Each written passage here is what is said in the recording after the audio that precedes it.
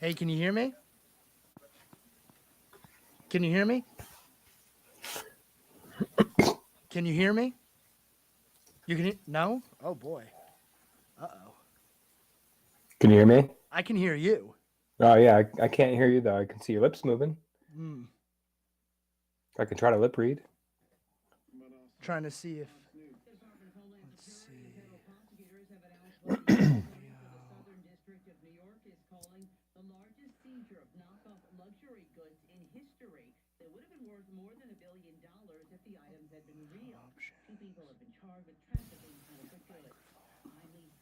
Can you hear me now?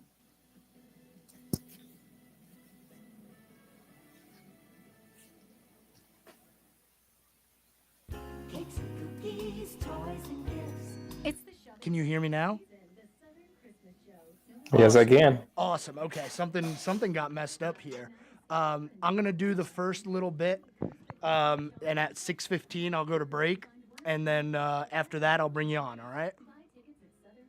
Sounds good. All right. To the Southern Christmas Show. And now for a look at your weather forecast from the WSIC Weather Center. Partly cloudy skies through the rest of the overnight hours. Your low tonight is going to be around 45 degrees. Friday, we're expecting partly sunny skies through the morning and afternoon. High temperature near 68 degrees before we get into some rain chances in the overnight. This has been your weather forecast from the WSIC Weather Center.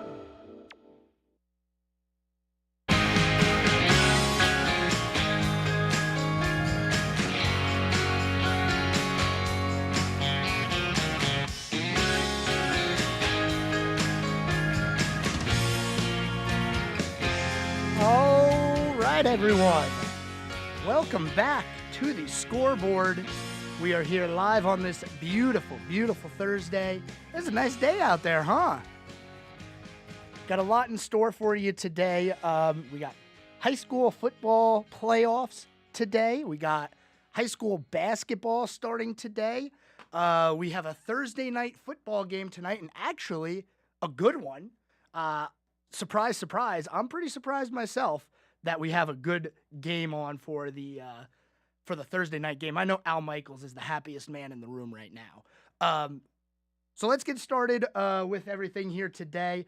Later on in segment number 2, stay tuned because I will have Mr. President, not Mr. President, but President Josh Greco of the Charlotte Street Hockey League on. He's going to join me in the second segment of the show, and we're going to talk about the rec league that they have put together there, some of the things coming up, and events that they have going on. Man, it's a lot of fun playing hockey with Charlotte Street Hockey. So make sure you listen in on that and check it out if you're interested.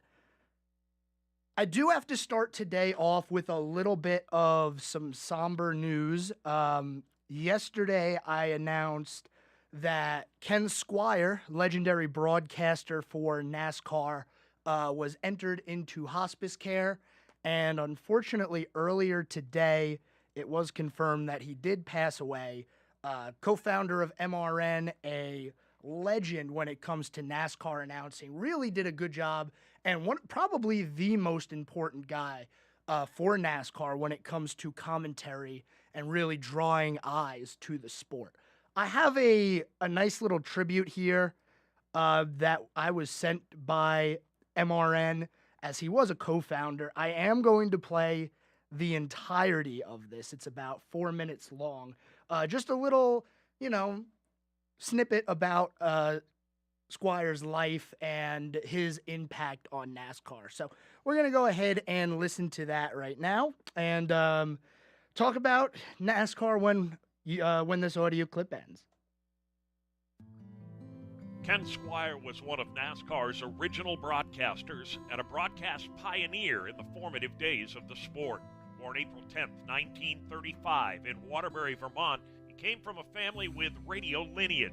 His father, Lloyd, founded and operated a station in his hometown. Ken made his on-air debut at the age of 12 and called his first stock car race at 14 from the back of an old logging truck. He built a pair of short tracks, Catamount Stadium, and Thunder Road International Speed Bowl, the latter of which continues today as one of the country's most successful short tracks. One of his most influential works was co-founding the Motor Racing Network at the behest of Bill France Sr. in 1970. Squire was the perfect man for the job. Ken was a terrific voice in a mind that is just incredible. So he was the public address announcer for Daytona. He and Bill France Jr. really hit it off really well, and France Sr. too, but especially Bill Jr. So there was never any question about who was going to be the talent for MRN radio.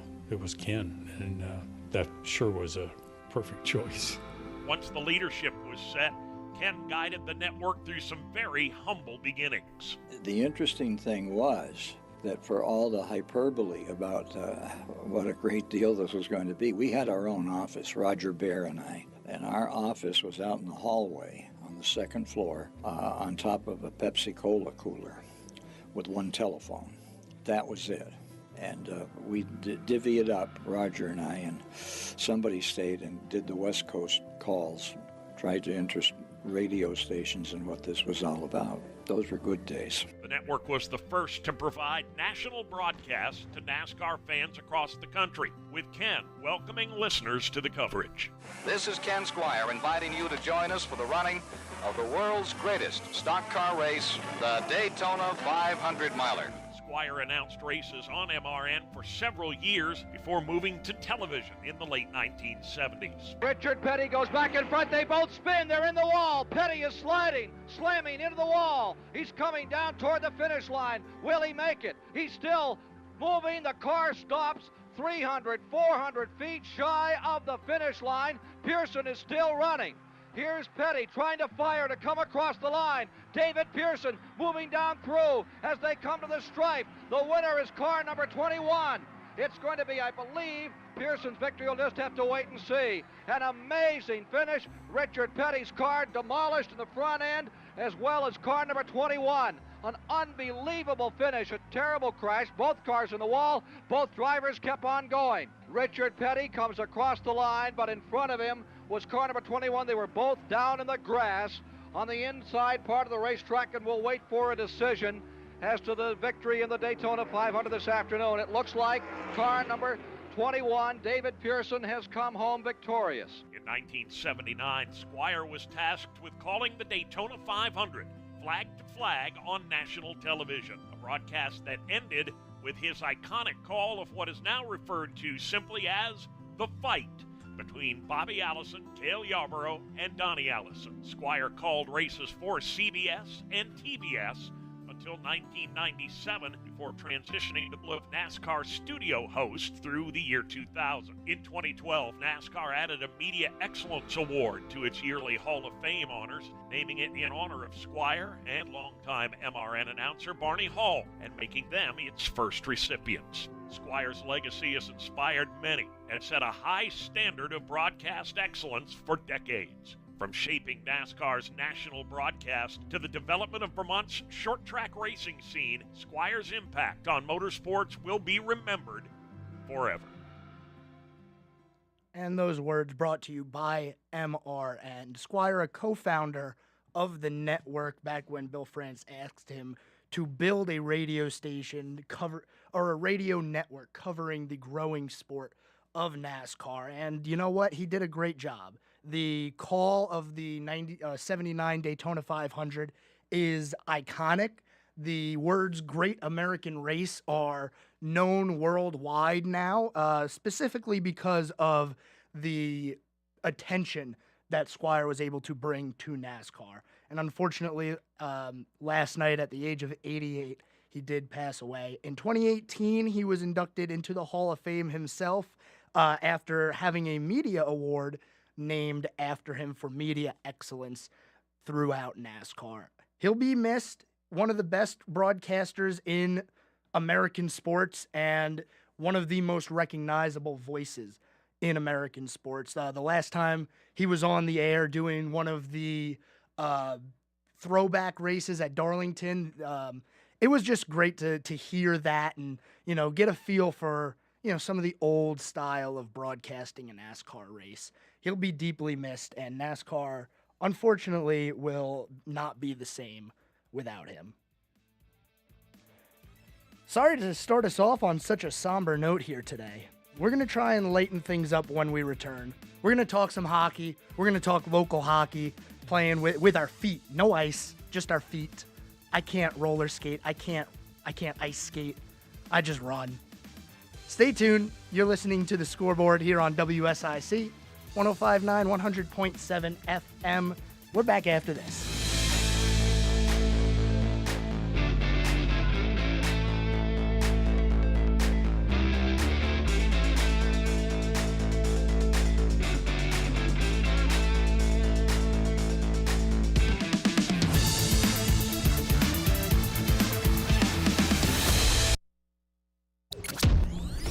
There's more of the Scoreboard with Joe Berg on the way.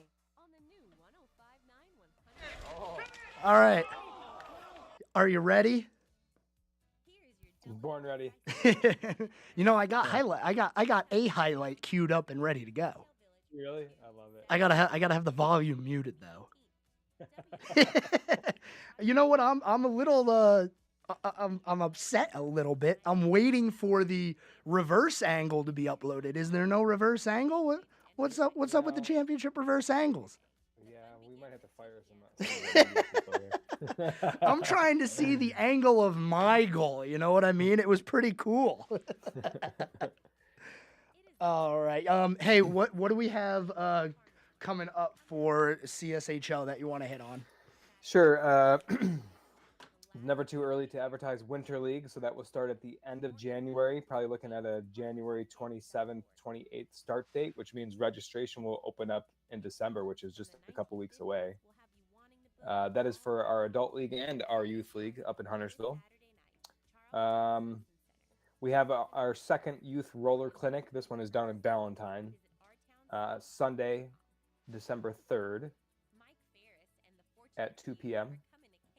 So we're excited about that. We got some announcements coming about our youth roller program, which is like the last to really kick off and to get going, but we have a lot of demand for that.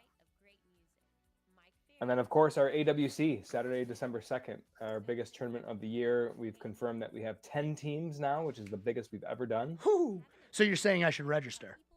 You should register. You'll be on the waiting list, but you'll be like waiting list number 2. Oh, that's not bad. And there's always people who drop out, so you'll get in, but you better do that pretty soon. Yeah, I'm definitely going to sign up. If you're on the wait list, do you just show up anyway? Yeah, so we'll let you know if you're definitely in, like when people drop out. We always get dropouts. So there's 80 people registered. We'll have 5, 6, 7 people drop out in the next couple weeks here. Okay. But as soon as that happens, we let people know right away. Yeah. Cool. All right, well, we got about 1 minute before we're back on the air. We're going to start with the rec season. Sum it up. Give me kind of how you felt it went. Sure. And then by then we should be going to our 6:30 break. It's a hard break. You'll hear the music, and I'll take care of getting us to break. When we come back, we could talk about what's coming up for you. Sounds good. All right. See Weather Center. Hi, folks. Pat Shannon inviting you to join me for the Home Ad Show. We help you sell things, buy things, celebrate birthdays, anniversaries, and have a lot of fun in the process. Weekday mornings from 9 to 11 here on News Talk WSIC. Be a part of the conversation. I listen on the way to work. Have your say. It's more than just opinions, it's facts. This is WSIC News Talk Now.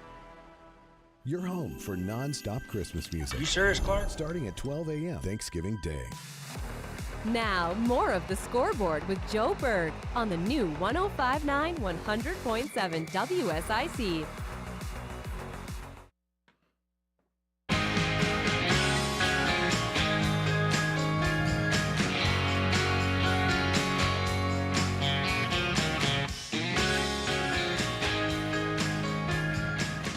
All right, welcome back. Segment number 2 here on the Scoreboard.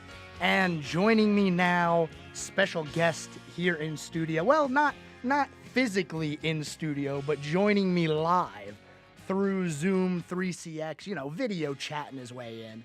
Josh Greco, the president of the Charlotte Street Hockey League. It's still president, right? I'm not messing up your title right now? It is still President Joe Berg. Great to be here, and I'm there virtually, but I'm also there in spirit. I'm in the studio. Oh, always here in spirit, that's for sure.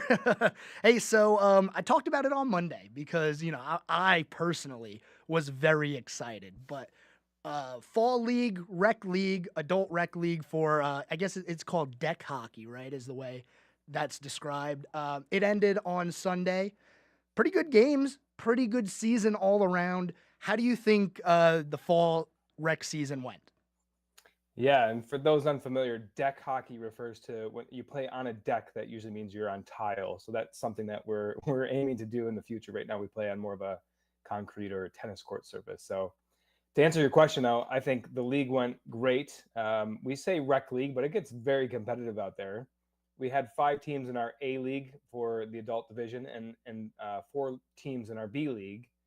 And I think playoff elimination Sunday, as we call it this past weekend, was an indicator of how the season went. We had the very first game was a 2-0 shutout, which it was a two goal margin, and every game after that, which is another 5 games, was a 1-goal margin, and I believe Wow. 3 or 4 of those went into overtime. Yeah, so if parity is your thing, and that's kind of our goal as league creators to have it be anybody's tournament, we accomplished that, and there was a lot of drama on Sunday, and as you know, there's a lot of happy people too. Oh, there was a lot of drama even the week before when we were just getting our first round of the playoffs over with. I must say, I do like the way that you have the playoffs set with the double elimination style and then just going straight overtime if it's tied. No shootout, no nonsense. Just play until somebody scores. I like that.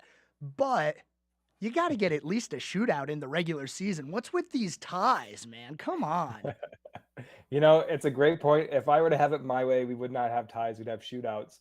I will tell you, though, the only reason we do that is because if we have 3 or 4 games going to a shootout, game number 6 on the day or game number 7 on the day is about 45 minutes behind. So it adds up. That it was a time issue. So if there's another way to do it, maybe we could take the shootout to another court nearby or something like that. Well, Maybe we can figure that out. they still haven't renovated the old tennis court yet. I mean, weren't they supposed to turn that into pickleball or something like that? Why don't you set up one net and just have the goalies rotate in like it's a soccer game and, there's your shootout. That is an option, and very good point. And that's also maybe a good lead-in into our biggest tournament of the year. We're gonna play on that as a second surface for our tournament, which we've never done before. So we're excited about that. Yeah, so you got the Almost Winter Classic is what it's called, correct? Yes. Yeah, Almost Winter Classic. So that's coming up here soon. Give me the dates, give me what that entails, and let the people know how they can sign up for that. Absolutely. Saturday, December 2nd is our biggest tournament of the year.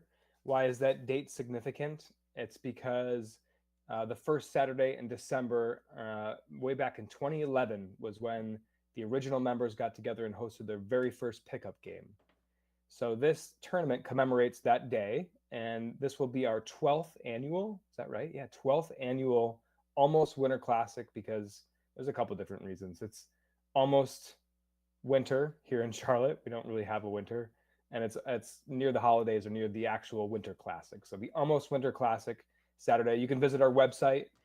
We are full with registration, but we're barely full. So if you get in there and you get on a waiting list, you'll probably be entered in the next couple weeks. We always have dropouts and things that happen to people, so you can still register there. Yeah, and so you said they're going to be utilizing both surfaces, the brand new one and the old tennis court. How's that going to work? Is it going to be, flip a coin, this game's on this court, this game's on this court? Yeah, so every team is guaranteed 4 round robin games. So you'll play 2 of each of your round robin on each of the courts. There'll be no overlapping, and we're going to hold all the elimination games on one court. So that'd be cool too. We'll have the most number of people kind of hovered around watching all the elimination games. And the elimination one's going to be on the small court with the fence, right? Not the new nice big one, right? Close, but no, you got that backwards. Yeah. Well, hey, let's go. Let's run back here real quick to Rec League. I want to talk about the championship games, obviously, because this guy right here played a big role. I scored a goal. I know you saw that. Here's the thing, though. I stink, and I letting the people know about how we won the championship by saying, I just need you to know, first of all, I stink at this. And I'm sure you've seen the video because you're the one that has a lot of the film for this stuff. But all I did was walk in here, and I was like, you know what? I'm gonna try to shoot it on net. Unfortunately, it didn't go the way that I wanted it to. Here's the video. I'm gonna show you the video, and we'll talk about improvements to make on my game here because I got to get a little bit of coaching while you're in here. So here's the video, no audio because it's hockey players. You can't really have the audio out there. But here's that video of Championship Sunday in B Division. So look at me up there on the left. I'm just going to walk in. That was a shot. And I don't know how I missed that bad, but it didn't even come close to the net. So tell me, on that form there, here I am walking in. What did I do wrong that the ball went all the way out to the left of the net? Tell me how I can fix this. Okay, so first and foremost, I'm sure you've heard this in sports. It's never a bad shot to shoot the ball. Okay. And why is that? Because you missed the net, and that still resulted in a goal. You know what? You're right. That's probably the best part about this new rink is that the boards are active. We actually have dasher boards there that, makes for a different part of the game now. And a part in the NHL, you see guys do that on purpose. We could just say that you did that on purpose, Joe Berg. You missed and try to get the live action off the backboard. We could, but what I don't want is people to say, hey, there's the guy with the scoreboard. I thought he was good. Like, no, I am not good. That's why I'm the B division, lower division. Well, it's also a shout out to how we're trying to grow, right? You don't have to be the best stick skill person. You don't have to be the best this or that or stick handler, especially on that court playing 5-on-5. There's not a lot of room out there. So if you're good with your body, if you're good, strategy wise or vision wise, there's ways to contribute to the team. And I think the teams that end up winning find a way for each of their players to contribute and find a role for them. And that's a big difference versus players or teams that just have the best players on their team. No, and you're completely right about that. The team I was on started the year with 5 consecutive losses. So, anything's possible. But one thing, and I want everybody listening to kind of understand this, is yes, it is a rec league and it is competitive out there, but the people who show up are every single person is a great person who shows up, and they're willing to teach you and tell you what to do wrong what you're doing wrong if you're not familiar with the game or if you're still learning like me. And I just think that's something that is really appreciated by the people who just show up to not only have fun and play a game, but also learn a little bit about how to play the game.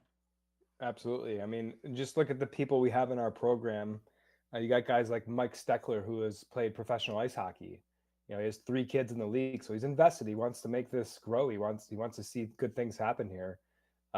Your captain, Joe Petrolisi, he's been playing ball hockey for 20 plus years, grew up in the Northeast and, played all these tournaments over the years. Jeff Kennedy. I mean, the list goes on that we have great experience. I'll put it nicely. We have great experience in the league and people who care about it, people who see the community that we're building. This isn't just about hockey. That was always my vision as I became the leader of this organization. We're building a community and friendships build and bonds build here that lasts for years, even beyond playing with us. So it's always been important to me, but that's a part of this program here. Yeah, and you know what? You're doing a really good job, I gotta say. It's so much fun to get out there and not only do the rec league, but also go to pickups on Saturdays. And, when you were doing it on Wednesdays, it's a lot of fun to do that. We appreciate that. Thanks for saying that. Absolutely. So we mentioned that the next league for rec league, the next rec league season is going to be Winter League starting in January. We're looking at about a December registration for that, so keep an eye out. What changes and we got about a minute and a half till we head to commercial. So what changes are you looking at making heading into the next rec season? Yeah, so we already have a committee meeting scheduled for the guys, the captains, the people who care enough to have their voices heard about improvements we can make. So that could be things like stuff in the rule book, penalties or points of emphasis. In particular, between these 2 seasons, one of the things we're going to talk about is keepers. We attempted keepers about a year ago, and it had some positives and some negatives. So we're just going to have a healthy discussion on, is that something we want to do? How many keepers should we have? How do we operate that? Our guys just slotted in the rounds they were taken before. What about guys who move away or are not playing again in this season? So there's a lot of details to cover. The things about your shootout. I happen to have a captain on, who's the captain of my team that was is a shootout extraordinaire and misses the shootout. So he's going to do everything possible to reinstitute the shootout. So there's little things like that, they're little, but they're, we want to make sure voices are heard, that we get it right. And we're not going to keep everybody happy, but we'll keep the most number of people happy, and we'll try to make the best decision for the growth of the league. Yeah, then, hey, one suggestion that I have, and I think I've talked to you about this, plant somebody behind that net as a goal judge so that, those referees have a little bit of help. We're going to talk more about the Charlotte Street Hockey League on the other side of the break. They got some fun things coming up, including youth clinics. So if you have a child interested in hockey, you might want to listen up. Stay tuned. We're back after this on the Scoreboard. There's more of the Scoreboard with Joe Berg on the way on the new 105.9 100.7 WSIC. That's awesome. All right. So I'll get into the youth clinic. We'll talk a little bit more about Winter League and when exactly you think registrations are going to be. Did that watch party already happen? Yes, but there's another one scheduled. Thank you for reminding me. There is. Okay. What's that one on? December 12th.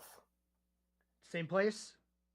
Same place, Carolina Beer Temple. I don't know if you got your phone nearby, but we have in our CSHL story on Instagram, there's a flyer for it. Oh, okay. It's currently up there? Yep. I just checked earlier today. Awesome. And then the outdoor game for the Checkers. Are you still having a group go? Yes. So we're doing like giveaways for those tickets at our tournaments. Yep, at our tournaments. Giveaways. I forgot which day that is. What day is that? It's in January. I know that. Yeah. Checkers. Looks like January 13th. Yes. And Queen City Outdoor Classic. Is that going to be just during the AWC? AWC, we're giving tickets away, and then I also need to shout out. We have a roller tournament as well. Okay, yeah, we got to show love to roller, even though I can't blade, Yes. Haley Gordy is doing a great job with that league, so definitely want to shout her out. Awesome. All right. Anything else, or does that pretty much cover all your topics coming up? I think that's pretty much it here. Yeah. All right, we'll get to it, and I'm looking at the flyer for it right now. For the hockey night at CBT. Yes. Nice. And there's the roller clinic, youth roller clinic. Youth roller clinic, yes, sir. All right, in Ballantyne, right? At the Ballantyne. The YMCA. Correct, Morrison YMCA. Yep. Okay, cool.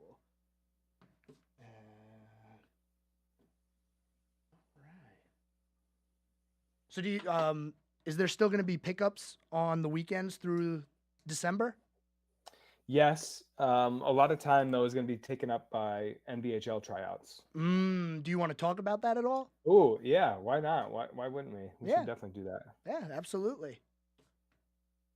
I think I'm going to show up again, embarrass myself a little more. Dude, you should. We're doing three teams. Speaking of like role players, I mean, there's a lot of spots open. We need people to come out. How about that? 3 teams. So is it going to be the same way you did it with the 2 teams with an A and a B, or? No, all even. We got coaching staffs this year, so it's going to be like, it's a more attractive experience for people. That's awesome. Yeah, we'll definitely touch on that. That'll be cool. Awesome. Yeah. When does the NBHL season start? It runs from April to July, but there's various roster freeze dates, and the first one is January, so we don't have too much time to get our rosters together. Yeah, I remember that from last year. It was like, man, you already need your roster to be set. Yeah, they don't mess around. Yeah. All right, we got a minute and a half before we're back here. Okay. All right. Make sure you have the best view of those pivotal plays. Plus, the Ticketmaster app makes it easy to sell or transfer tickets if your plans change. And mobile tickets make getting in on game day a breeze. Find tickets today at Ticketmaster.com/Panthers. After their Thursday night game in Chicago, the Panthers got a few days off and some extra time to prepare for Sunday's matchup with Dallas. The Cowboys are coming off an impressive win over the Giants that saw them put up 640 yards of total offense and 49 points. Panthers coach Frank Reich says Dak Prescott and company are clicking on all cylinders. They're hot on offense. He's extremely effective in the pocket, out of the pocket. Obviously CD Lamb is a big-time playmaker. They're, having success running and throwing it. I had a real high grade on Dak when he was coming out, and so I've always followed his career closely, and I have a lot of respect for him, and I think he's playing really good football right now. Slowing Prescott down is no easy task, but the Panther defense has started to heat up over the past few games and are now ranked 7th in the NFL. Linebacker Frankie Louvu says keeping Prescott in the pocket is key. He can run, and especially when he's on the move. So definitely in the red zone, just keeping him in that pocket. Make it a phone booth for him and have us cover and let them not score at the end of the day. So big picture, just have him in the phone booth and just let him play from there and not let him know. I'm Sharon Thorson on the Panthers Radio Network, presented by Morris Jenkins. Talk sports with Joe Berg. Call 844-STUDIO-4. It's The Scoreboard on the new 105.9, 100.7 WSIC.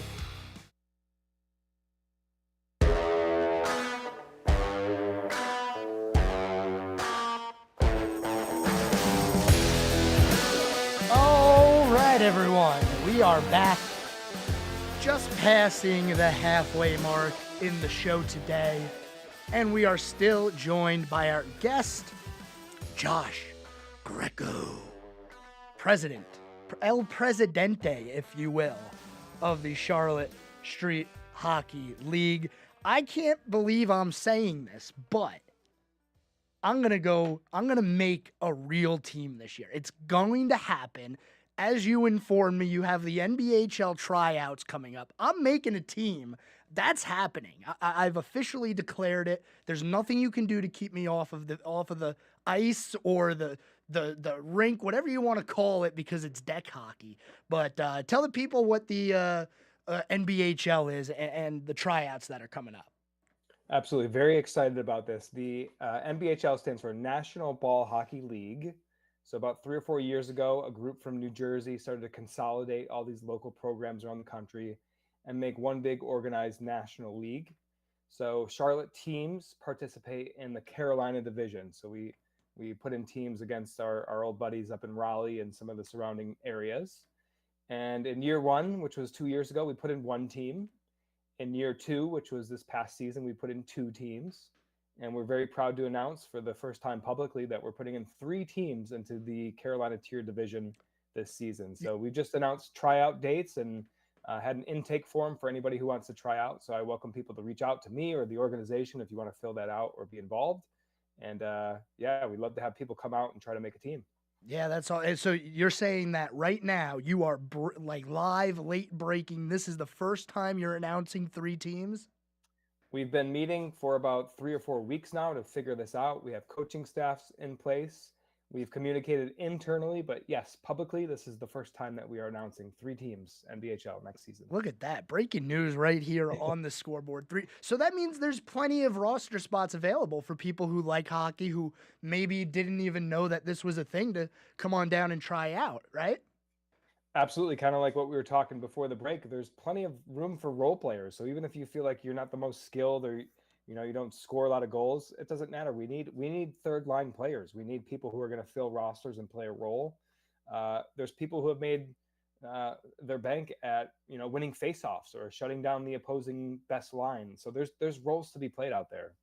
Yeah, absolutely. Now, where are those tryouts going to be taking place? So there are primarily 2 locations, but the first one will be at Waymer Park at our rink, our new rink up there in Huntersville, North Carolina. But communication will come from the coaching staff. So this is new this year. We put together 3 solid coaching staffs who are going to be organized with their communication, getting the word out. So if and when you fill out a form or make contact with one of them or me, you will receive that communication on where and when these tryouts will be. Right. Okay. And the NBHL season runs from April to July. And as Josh was informing me, you have to have the roster set pretty early. So if you're interested, don't wait. Register, go out, try out, see what you can do, and help Charlotte continue to grow the hockey community. That's what it's all about, right? Absolutely. And it should be noted it's for 18 and older, but there are younger people on there, so we can make exceptions. We have a couple 17-year-olds trying out, so we're very excited about that. Awesome. Yeah. So everybody make sure you, if you're interested, get out there. We also, it looks like a few more things that I wanted to touch on here. December 3rd at 2 p.m., you're having your second ever youth roller clinic. That is correct. That will be down in Ballantyne, so a little bit of a drive for some of the listeners here, but the Morrison YMCA, we're hosting a youth roller clinic from 2 p.m. onwards. We held our first one a couple weeks ago to amazing fanfare and a lot of great feedback from parents. And they pushed us in the direction to host one more before the end of the year. And we're going to be coming out pretty soon with some news about 2024 and what we're going to do with our youth program, particularly roller. So we're excited about that. Now, is there any thought of doing like an adult clinic for people who might just want to get in and learn how to play the game for somebody who's not younger than 18? Yeah, you for roller in particular, is that what you're asking? Yeah, roller or deck, whichever one. Yeah, deck we tend to do, that's what the pickup is designed for. Now, there's not that much instruction going on there, but there might be some leaders or experienced people who might give instruction unsolicited. For roller, that's part of the barrier that we're experiencing. We love the YMCA; they're treating us great, and they're giving us some leash to do what we want. However, the rink time comes at a premium, and it's difficult to schedule a pickup session, for example, or even a clinic down there. So we're open to that. If there's demand, kind of like the youth roller scene, if there's demand, we'll schedule it. There's just some barriers to being able to do that on the adult scene. How did the first viewing party go over at Carolina Beer Temple? Yeah, so just a couple weeks ago, we held a board meeting there and it transitioned that into buying some pizzas and having a watch party to watch some hockey at Carolina Beer Temple in Matthews. And we had a blast. We had, besides our board there, we had probably about 5 or 7 CSHL members show up that live in the area. And, my Sabres took a tough loss to the Hurricanes. that was, a tough night for me. But we had a good time. It was a good time. And we scheduled our next one coming in December here. December 12th at the Carolina Beer Temple. Go see Charlotte Street Hockey League, say hi, introduce yourself, and watch Carolina Hurricanes hockey. Can't be better than that. Now, you just mentioned you are a Sabres fan. I want to at least ask you before I have to let you go here, how do you think the Sabres season is going to go this year? I'm always hopeful. That didn't sound promising. That sigh did not sound promising. Come on, they got a good team. They need a little bit of help, but they got a good team. Joe Berg, as a Buffalo sports fan, okay, I've learned to curb my expectations. I get hurt, okay? I get hurt out there. So they do. They have a great team. They have a young team. So there's a lot of promise for the Sabres organization. When things just have to come together. Anything can happen. They're just out of a playoff spot right now. I think it's very early in the season, but as we've seen in past history, it's just about getting hot at the right time. So we just need to not be eliminated by January and February so we can make a run at it in March and April. Yeah, kind of like last year where it was like the goal for the Sabres was to play some competitive hockey in meaningful January. Games. Yes, yeah, right. Meaningful games in January. And because it was 3, 4, 5 years in a row, it felt like, where, man, it got to January 1st and it was like, yeah, we could forget about the Sabres. They're not going to make it. Ottawa was in that spot for a while. So, meaningful games, and, you get eliminated with 2 games left in the season last year. This is the year to make a push. It is, and they control their destiny. If they would have won those 2 games last year, they would have been in. So, yeah, no excuses this year. I feel like the goalie situation is the biggest question mark. I got UPL, Ukko-Pekka Luukkonen, one of my favorite hockey names there. That is a great one. They're trying to get Devin Levi ready. So he's been up and down. So if one of those or both of those goalies gets hot, I mean, that could be the difference maker. But they need something like that to happen. It feels like the Sabres have the exact same problem as the Hurricanes that I've been preaching for the past, 4 years now, is can we get a number 1 goal, like a true number 1 goaltender, please? Because the team is good, but it really always seems like that goaltending is the weak link over there. Hey, we got about a minute left before I have to go to my final break of the day. Anything else for Charlotte Street Hockey League that you want to announce or push or promote? Now is your chance. Sure. Maybe just a shout out to the roller program. So this is an offshoot that started to really get some legs in the past year or so. We named Haley Gordy as our director of roller hockey less than a year ago, and we just finished our fall league. So they had a successful season. Their winter league registration is open now. They'll play in Ballantyne at the Morrison YMCA. But for our northern friends up here in the northern area, Huntersville, Lake Norman, etc., we're hosting a not so icy pond hockey tournament up at Weimer Park, and that is Saturday, December 9th. So that should be a fun little mini tournament that we're doing. That's roller, and it'll be the first roller event that we're hosting at that park. So if you like roller hockey, it's a way to get involved as well in a tournament here. You know, I would, but I like my ankles. And so we gotta get you on the quads out there, those roller skates. You know, I don't want to be the guy where everybody's looking at me, laughing at the bend in my ankles. You know what I'm talking about? So, hey, thanks for joining me here today. I'll be in touch as always. Stay tuned. One more segment right after this. All right. Hey, thanks for joining today. I always love having you on. It's so fun. I love doing this. Oh, yeah, absolutely. Hey, I'm going to probably have you on early in the new year to promote the Winter League before it starts in January. So, obviously, we'll be in touch. So, okay. And I'm going to see what I can do about making the Almost Winter Classic. Get it done. I sent you some of the links and forums for the NBHL stuff, too. Okay, cool. Awesome. Hey, thanks. Appreciate it. And I'll talk to you soon, all right? Hey, congratulations on your championship. Oh, hey, thanks, man. Overtime winner, right? That's overtime marker for me. That's like, who would have thought? Hell yeah. All right, man. All right, dude. You have a good one. Good night. You too. Bye-bye.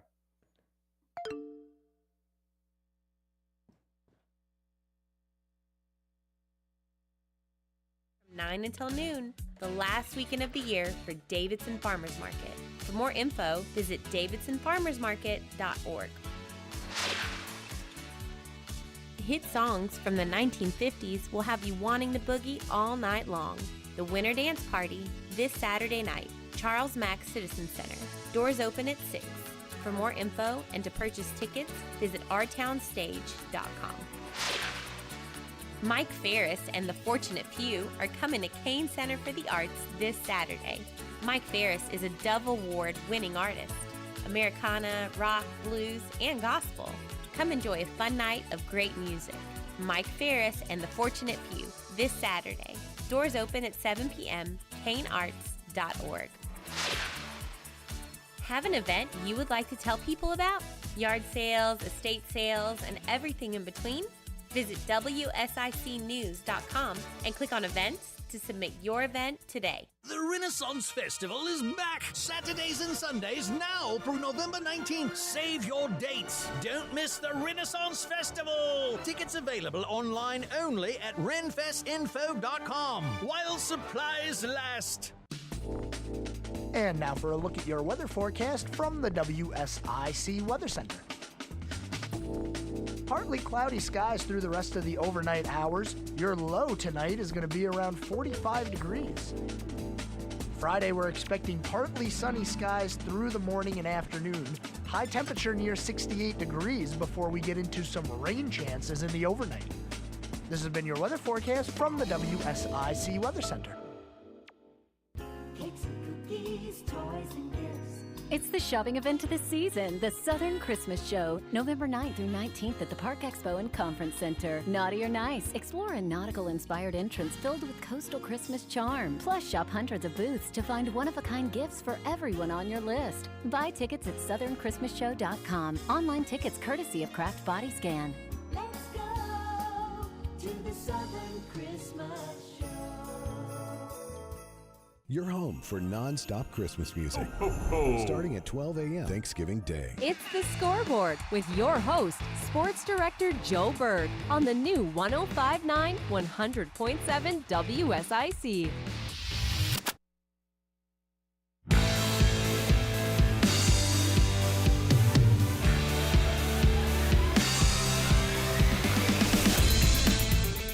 right, final segment here today on the scoreboard. It's been a long day. I don't know why, but it's been a long day. I've been so confused today. Like, half of the day I've been thinking it's Friday. It is not Friday. It is Thursday. There is no high school football playoffs tonight. Basketball starts tomorrow for high school. I am in all sorts of trouble with that one. Holy cow. Well, welcome back to the scoreboard, WSIC 105.9, 100.7 FM. Got about 10 minutes left in the show here, so if you have something you'd like to talk about, 704-873-1400 is the phone number. We just interviewed and spoke with Josh Greco, the president of the Charlotte Street Hockey League. Always a ton of fun to talk to Josh. And man, I got to say, I wasn't just saying it because he was here. I'm really happy with the people there at CSHL. They are a great group. All the people that run it, the people that come up and show up and play, it's just a ton of fun. And, you know, I'm not the best, but I don't get ridiculed. So that's, you know, that makes it worth it. And I scored in the championship game. Don't ever forget that. The host of the scoreboard scored a one-timer. It wasn't a true one-timer because I can't really show the video because you can't see it, but I just kind of like dragged my stick along and it was like, all right, just try to hit the ball. And somehow it made contact and went in the net. But make sure if you're interested in hockey and learning how to play hockey that you check out Charlotte Street Hockey League. Go to their website, sign up for some of the pickup games. You can find it all on the website. We have Thursday night football coming up today. I talked about it earlier. Al Michaels is probably jumping for joy right now because it seems like every time, especially after last week, oh my goodness. And 2 weeks ago, man, the Thursday night games have just all been terrible. And now I understand. I didn't understand it at first, but now I understand why, man, I just completely lost my train of thought. But now I understand why the NFL has decided to make Thursday night games flexible because I don't know about you, but I would have been begging the NFL to make the Panthers-Bears not a Thursday night game. That's just, whew, that was a tough one. And it wasn't any better for us over here because we had to watch the Panthers lose. And I don't know about you, but I don't like when that happens. Well, anyway, we got a good game coming up tonight. We have the Bengals taking on the Ravens. Remember, I said the Ravens were going to be your Super Bowl champions this year. I took them, and I'm sticking by it. I don't care how weird they look. I don't care that they lost to the Browns with Deshaun Watson not feeling 100%. No Nick Chubb. I don't care.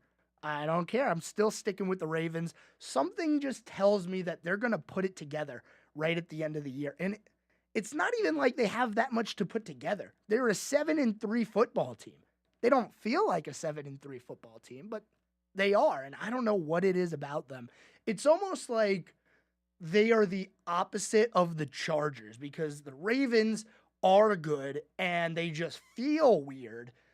The Chargers are weird, but they feel like a good team, like they should be a good team.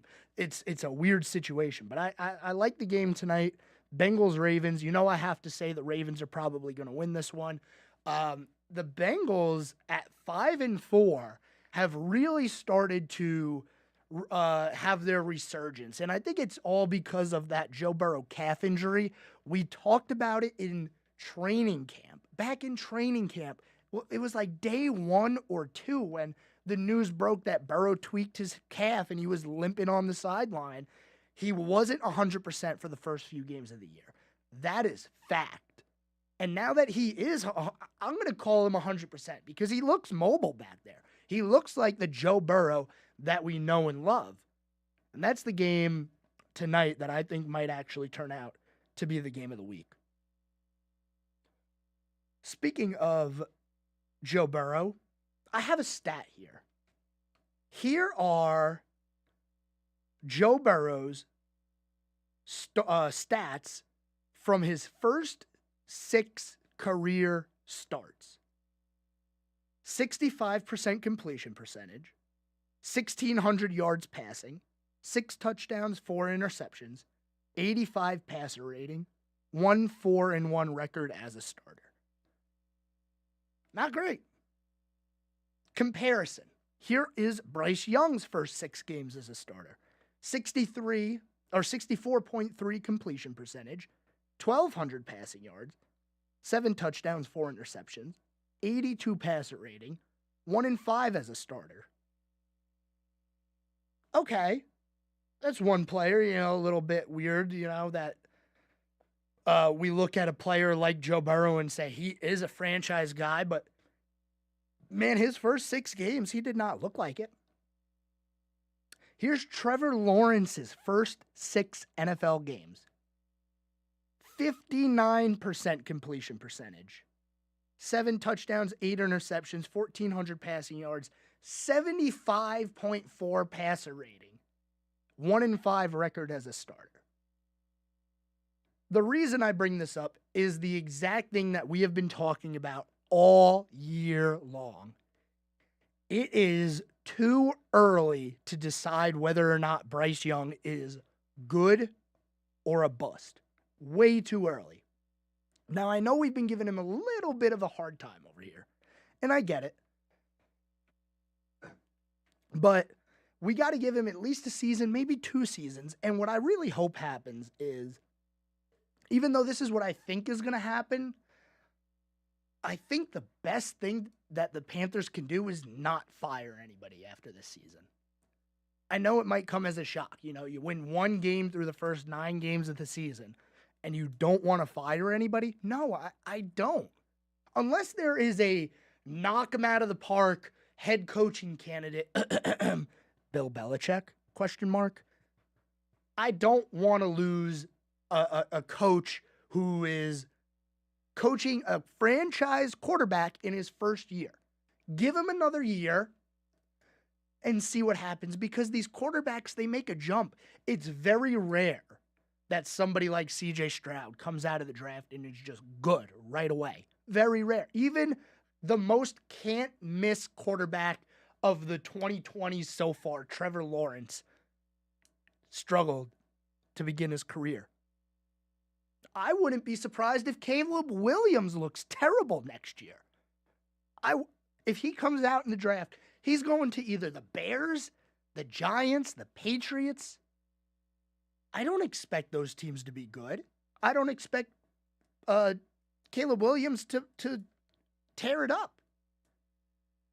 So we need to pump the brakes, let Bryce Young learn, let him continue to develop, and let's not be irrational about this and fire a coach at the end of the season because you had 1 win in a year where you decimated your receiving core. Your defense has been keeping you in the entire season, and the offense looks terrible. Bryce Young doesn't look good. Give him some time. Let him understand the system, because if you go change a system on him right away after his first year, you might as well act like his rookie year wasn't even a thing. Give him another year. Let him continue to learn and continue to develop, and then we can reevaluate after next year. Nobody expected the Panthers to be Super Bowl contenders this year. Patience is the key right now. And what I don't want to see happen is for everybody to lose that patience and start firing people without care. It's possible. I don't know what kind of owner David Tepper is yet. He's still early into his tenure as the owner. So with the Bengals playing today, and I just wanted to read that stat line out, just remember, it's not always going to click right away. Sometimes you need 2, 3, 4, 5 games to figure it out. 2, not games, but a year or 2 to figure it out.